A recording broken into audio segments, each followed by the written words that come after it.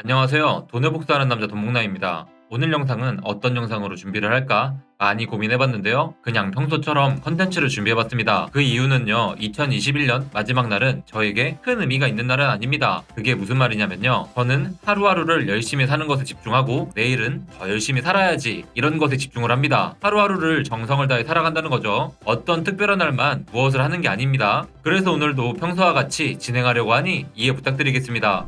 요 근래 업비트에 상장된 알고랜드, 누사이퍼, 1인치, 에이브, 크레딧 코인, 라이브피어, 오션 프로토콜, 니어 프로토콜 등을 보면 공통적인 부분이 있습니다. 그 공통되는 내용은 과연 무엇일까요? 프로젝트의 뒤에는 투자사, CEO의 평판, 커뮤니티의 힘, 활용성 등을 고려할 수 있는 부분이 많이 있습니다. 오늘의 영상에서는 최근 업비트 BTC 마켓에 상장된 코인들 프로젝트 2개를 설명해 드릴 텐데요. 집중해서 들으시면서 최근 업비트에 상장된 코인들의 공통점이 무엇인지 비교해 보시길 바랍니다.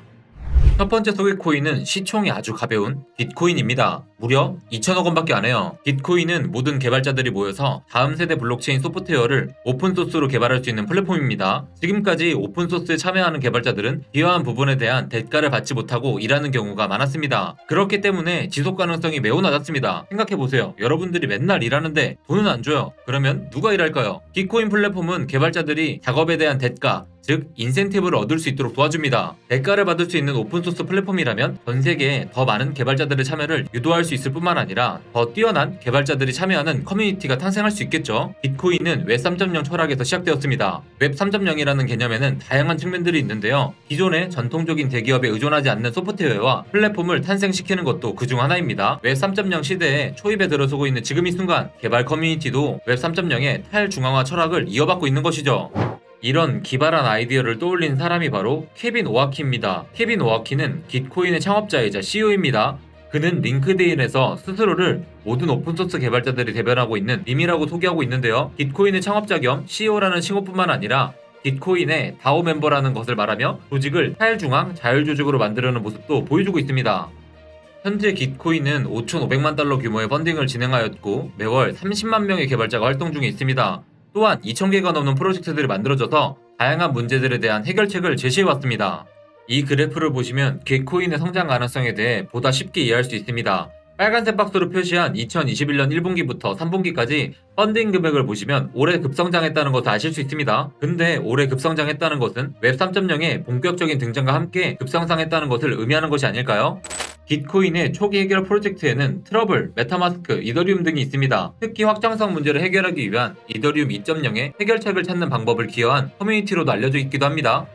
이런 깃코인을 투자하는 투자자는 누구일까요? 바로 초기 투자자는 컨센시스입니다. 컨센시스는 이더리움의 공동 창업자인 조셉 루빈이 이더리움의 인프라와 생태계를 확장을 적극적으로 진행하고 있는 선두적인 이더리움 소프트웨어 기업이죠. 올 초까지만 해도 깃코인을 컨센시스의 자회사로 표현했는데요. 올 4월 이후로도 그것은 옛말이 되었습니다. 4월에 있는 벤처라운드 투자로 인해 깃코인은 컨센시스에 스핀아웃되어 독립적인 기관으로 우뚝 섰습니다. 그 중에 주목할 만한 투자자가 있는데요. 바로 패러다임 캐피털과 발라지입니다. 특히 발라지는 앤드레슨 호로비츠에서 일한 경력과 코인베이스에서 CTO로 일한 경력이 있는 화려한 이력의 개인 투자자입니다. 깃코인 프로젝트? 여러분들 어떤 생각이 드시나요? 특히 깃코인에는 재고 펀딩이라는 매우 생소하고도 특이한 개념의 프로젝트 펀딩도 가능합니다. 여러분들이 다시 한번 공부해보시면서 깃코인에 대해서 더 알아가시면 훨씬 더 많은 이해도가 생기실 것 같다고 생각합니다. 다음 코인을 소개하기 앞서 이 이야기를 먼저 하고 가겠습니다. 올해 엑시 인피니티의 인기는 엄청났습니다. 한 달 내내 게임을 하면서 약 100만원 정도의 수익이 났기 때문이죠. 100만원이면 필리핀의 달치 월급 정도입니다. 엑시 인피니티라는 게임이 하나의 경제를 만든 것이죠. 이런 플레이 투 원의 게임 경제 구조를 좀 더 체계적으로 칠한 수익 구조로 만들기 위해서 블록체인상에 길드가 등장하기 시작했습니다. 여러분들 길드라는 말을 들어보셨나요? 길드는 중세시대 유럽의 도시를 중심으로 장인이나 상인이 조직한 조합입니다. 길드는 도시에서 재화와 용액의 판매에 대한 독점적인 지위를 가졌고 길드의 조합원들은 그 생활을 보장해 주었습니다.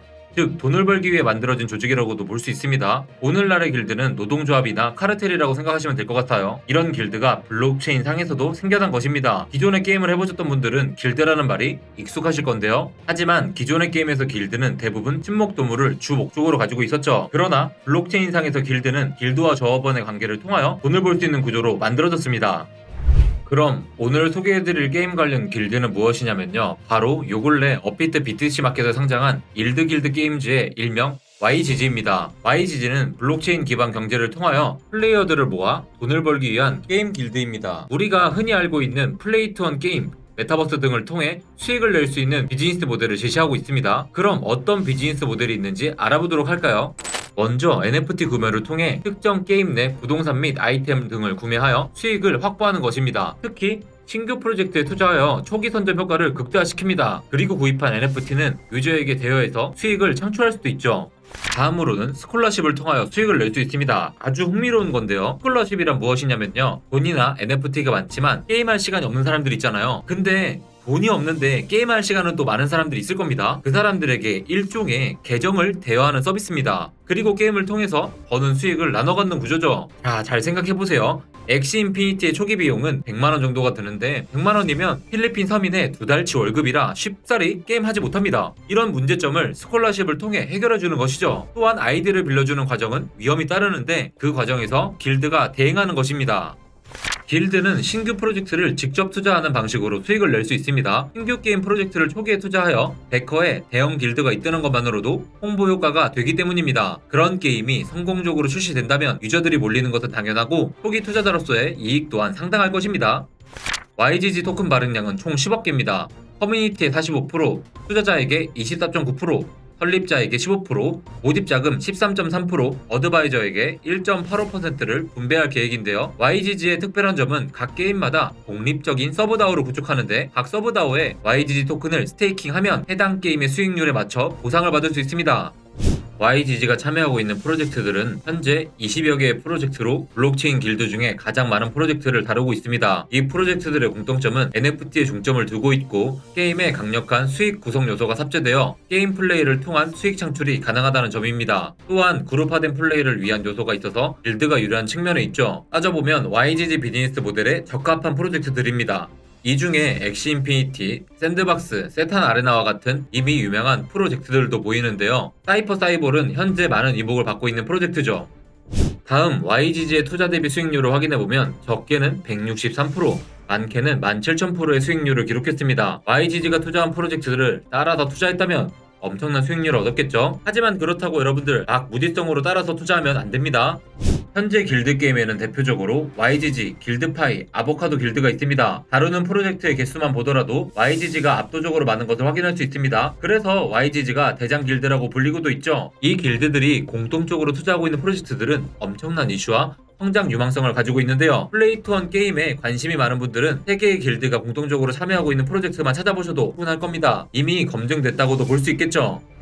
YGG는 필리핀 마닐라에 소재한 알티튜드 게임즈라는 회사에서 서비스를 하고 있습니다. 이 회사를 설립한 대표인 게비디조는 YGG의 CEO로 플레이 투 원 게임의 대명사인 엑시 인피니티의 초기 창업자입니다. 베릴리는 캡체인 X라는 암호화폐 자산 플랫폼의 CEO였습니다. 투자자로는 엑시 인피니티 초기 투자자인 델피 디지털, 게임 투자의 대가로 알려진 애니모카, 우리가 잘 아는 유명한 플랫폼인 폴리곤에서 투자를 한 것을 확인할 수 있습니다. 또한 지난 7월에는 A6G에서도 투자를 했네요. 2021년 글로벌 게임 시장 규모는 213조 원이라고 합니다. 코로나 여파에도 불구하고 2020년 대비 14%가량 상승했습니다. 앞으로 메타버스, 플레이 투 원은 이 시장을 더 뜨겁게 달굴 거예요. 여러분들은 앞으로 게임 시장을 어떻게 바라보시나요? 성장 가능성이 있다면 어떻게 투자할 건지 계획은 세우셨겠죠? 향후 투자하는데 큰 도움을 드리겠습니다. 열심히 같이 공부해봐요. 증권 분석의 창시자이자 가치 투자 아버지로 널리 알려져 있는 벤저민 그레이엄은 이런 조언을 남겼습니다. 투자에 성공하기 위해서는 어마어마한 지성이나 비범한 통찰력, 내부 정보는 필요 없다. 필요한 것은 건전한 의사결정의 원칙을 갖추고 감정이 그 원칙을 망가뜨리지 않도록 지키는 능력이다. 여러분들의 감정은 어떤 상태인가요? 불안하고 두려우신가요? 괜찮습니다. 불안하고 두려울 수 있어요. 그게 정상입니다. 크립토 시장에서 손꼽을 만큼 유명한 분석가인 플랜비도 감정적으로 불안하다는 것을 숨기지 않았습니다. 중요한 것은 감정이 투자의 판단으로 이어지지 않는 것입니다. 투자의 판단은 데이터에 대한 분석으로 내리는 것입니다. 여러분이 가진 데이터가 팔라고 말한다면 감정과 상관없이 파는 것이고 데이터가 사라고 말한다면 감정과 상관없이 사면 됩니다. 여러분들의 데이터는 무엇을 말하고 있나요? 그리고 여러분들의 원칙은 무엇인가요? 2022년이 시작되는 이 시점에서 꼭 한번 자신의 원칙을 되돌아보는 시간을 가지셨으면 좋겠습니다. 앞으로 더더욱 발전하는 돈봉남이 되겠습니다. 감사합니다.